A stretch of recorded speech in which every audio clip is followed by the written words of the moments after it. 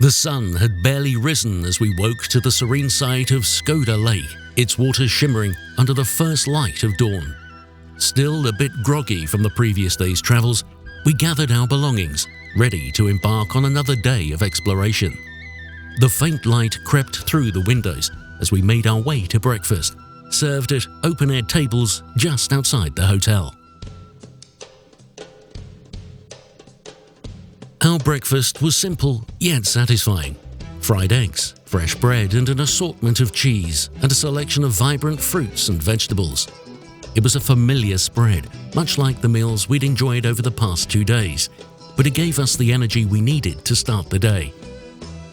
The cool, invigorating morning air hinted at the promise of another beautiful day ahead. Conversations were hushed, as many of us were still shaking off the last remnants of sleep. But the ambience of the open-air setting, with its gentle breeze and rustling trees, provided a soothing backdrop to our meal.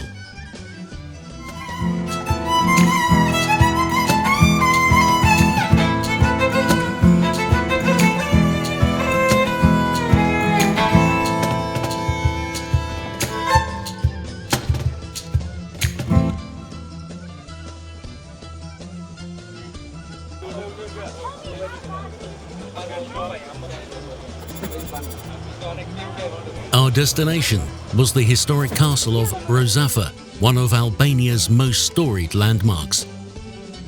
The castle, perched on a rocky hill near Shkodër, overlooks the confluence of the Buna and Drin rivers. Its history stretches back to antiquity, with legends telling of its origins involving 3 brothers and the tragic tale of a woman named Rozafa, who was immured within its walls to ensure its stability. The fortress has been a strategic stronghold throughout various empires, from the Illyrians to the Romans and later the Ottomans.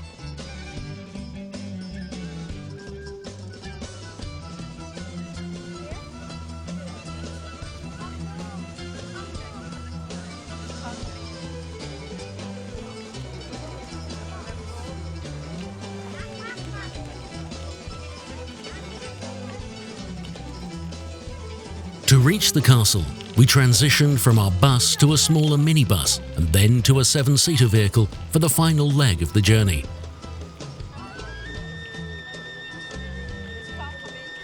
That's Rozafa Castle.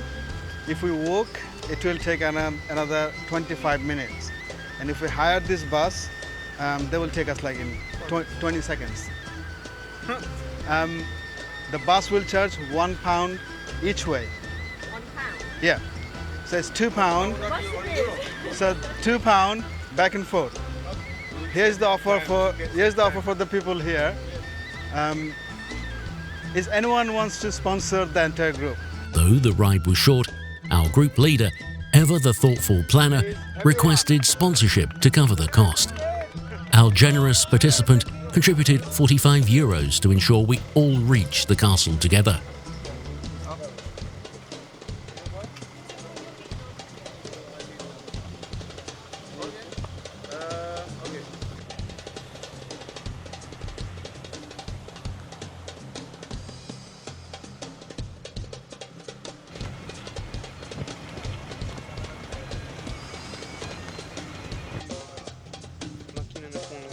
I don't want to upset the other sponsors here, so we've got an opportunity to be the sponsor for the entire group to visit the castle.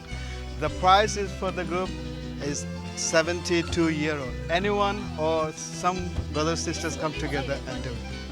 Can't we just get donations? 72. Can we put some donation? Let's do donations. Yeah. Yes, We've got €50 already. Oh, there you go. Only €25 left. I've got remaining চলে আসছে বাকি যারা আছেন দিয়ে দেন আমাকে Upon arrival, we discovered there was an entrance fee of €4 per person. Once again, our group's spirit of generosity shone through, with 3 sponsors stepping forward to cover the cost for everyone. Grateful for the opportunity, we eagerly entered the castle, ready to uncover its secrets. The day was sweltering hot, with the sun blazing overhead and casting sharp shadows against the ancient stone walls. Despite the heat, excitement buzzed through the group as we wandered through the ruins. Every corner of the castle offered a new perspective on the breathtaking landscape below. An unbroken panorama of rivers, hills, and the sprawling city of Shkodër. This castle has a very interesting history. We will learn the history in a minute, but looking at the structure, it has 3 different chambers. It has a mosque, a water well, and inside there is a museum. But we will start from this corner where you can actually see the entire city. Let's take a look. Aisha, come.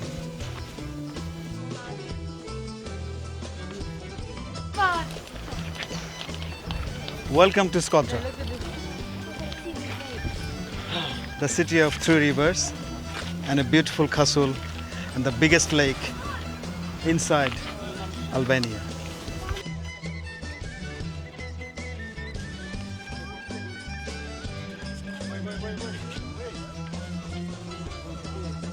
Our guided tour commenced shortly after, and the guide's stories truly brought the castle's history to life. We learned about the strategic importance of each section, the battles fought over its control, and the legends that have endured through the ages. As we walked from one area to the next, our guide pointed out architectural features and explained the significance of the artifacts that had been unearthed. So the first place that we visit is the first yard of the castle, where is the entrance of the castle, the place you make photos, videos, and it's a viewpoint for the enemy when you can watch they coming from Montenegro by the lakeside or from the land in the other side. This is the second yard. The second yard has 4 rooms for collecting water that they use them for summer to drink, or when the castle is surrounded by the enemies and they can go down to collect water. They saved in 4 rooms and they can use it for months. It also has a prison, but now it's destroyed. And also in the other side is a masjid. It was a church because Roman Empire were before Ottomans there. This castle is built before Ottomans and before Roman Empire. It's built by Illyrians, but it was not that big. It was small rocks, you know, small walls. And after the Roman comes, added some more, and the Ottoman Empire finished it all. Behind my back, there are 2 rivers. In this side are 3 different rivers. The first one is Drini River, which flows from Struga in Macedonia and continue in Dibra country, Kukse country, Leja, and then come to Shkodra. Join with Buna and Kiri River, then go to lake and after to Adriatic Sea.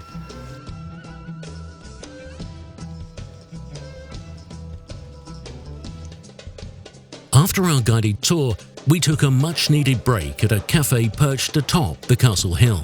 The cafe, almost cave-like, was carved into the side of the mountain. We indulged in ice cream and coffee to refresh ourselves in the heat. The creamy, cold ice cream was a delightful contrast to the sweltering day, and the rich aroma of freshly brewed coffee invigorated our senses. Refreshed from our break, some of us felt adventurous and decided to explore the castle's underground tunnel system. We had been warned about the possibility of encountering spiders, which prompted a few members of our group to opt out and enjoy the sunshine instead. The rest of us, driven by curiosity and the thrill of exploration, descended into the dim, cool tunnels. You have to find the entry first, and until I confirm you this is the entry, you're not allowed to get in. I will ask you to start from this side, right, for 2 minutes, and then that side for 2 minutes. Off you go.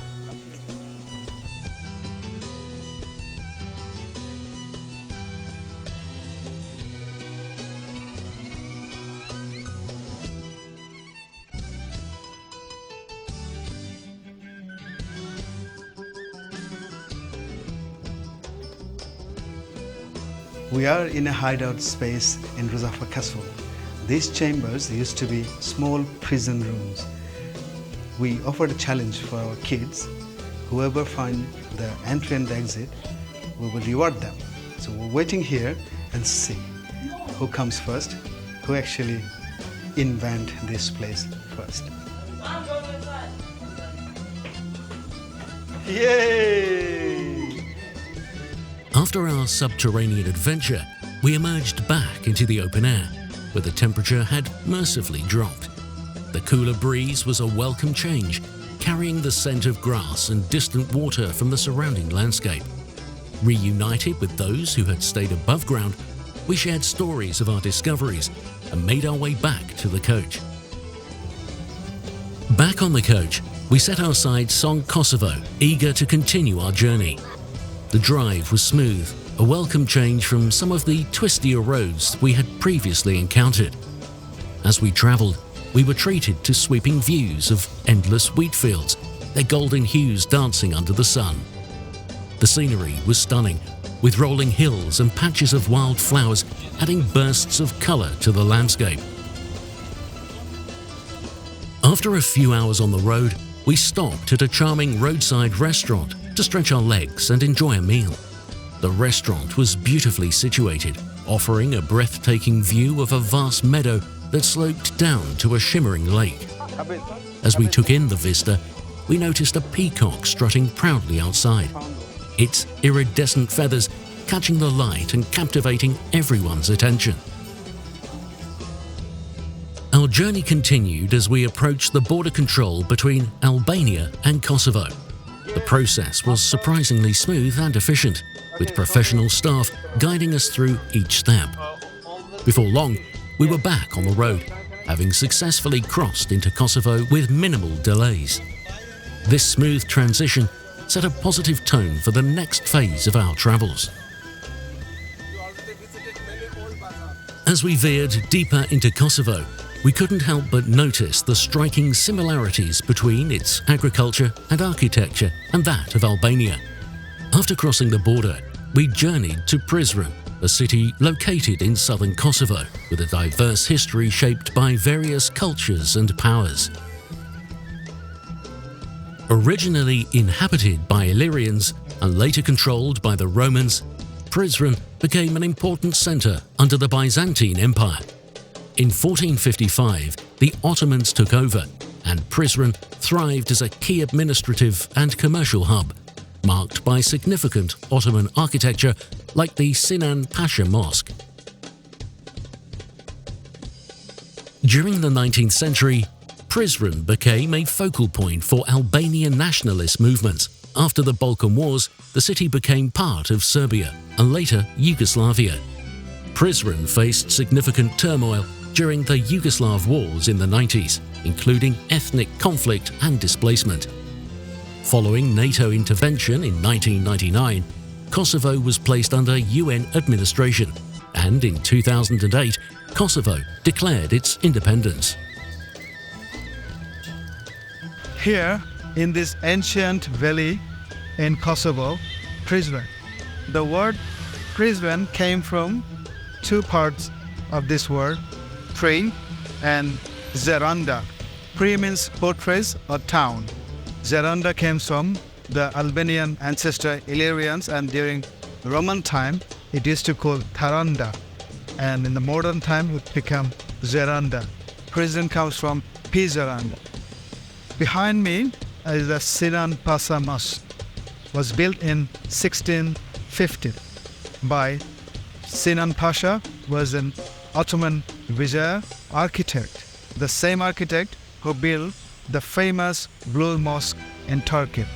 Sinan Pasha, being a Muslim, also an architect, has a history of establishing and building the bridges that widely helped the Ottomans spread their authority and the growth of dynasty in the Balkan, in the Eastern Union.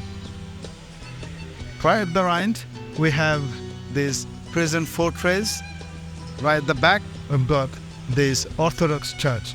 This place is the hub for different culture and community. We've got Orthodox Christian, we've got Catholic Christian, and majority Muslims make Kosovo the most tolerant town of Prizren, the most tolerant town in the Balkans, when it comes to culture and religion. Often called the cultural capital of Kosovo, Prizren is home to some of the Balkans' most stunning Islamic heritage sites. Arriving in Prizren, we made our way to the Sinan Pasha Mosque, where we paused to pray Zuhur and Asr. Built in 1615, the mosque is a stunning example of Ottoman architecture, featuring intricate frescoes, stonework, and elegant design. Its soaring minaret is visible from across the city, standing as a beacon of Islamic heritage in the heart of Prizren. Inside, the walls are adorned with beautiful calligraphy and ornate patterns, reflecting centuries of Islamic artistry. The mosque's strategic location along the bustling streets of the Lombardy River make it a focal point for both locals and tourists, who can enjoy its serene atmosphere and architectural beauty. For anyone interested in history, architecture, or the enduring legacy of Islamic civilization in the Balkans, this mosque is a must-see. After our prayers, we explored the vibrant square surrounding the mosque, alive with the sights and sounds of daily life. The square, a vibrant blend of history and culture, was bustling with activity. Surrounded by charming centuries-old architecture, the square hummed with the gentle murmur of conversation, mixed with the melodic call to prayer from the nearby mosque, creating a harmonious atmosphere. A short walk from the square brought us to the Old Bazaar, a feast for the senses. Vendors displayed colourful textiles, intricate metalwork, and aromatic spices. The cobblestone streets were lined with stalls, each offering unique treasures. As night fell over Prizren, we settled into our hotel, reflecting on the day's experiences. From the ancient walls of Rozafa Castle to the vibrant streets of Prizren, we had journeyed through centuries of history, each step bringing us closer to the rich cultural tapestry of the Balkans. Join us tomorrow as Sacred Steps continues, uncovering more of the Muslim heritage and Ottoman history in Kosovo and Macedonia that define this beautiful region.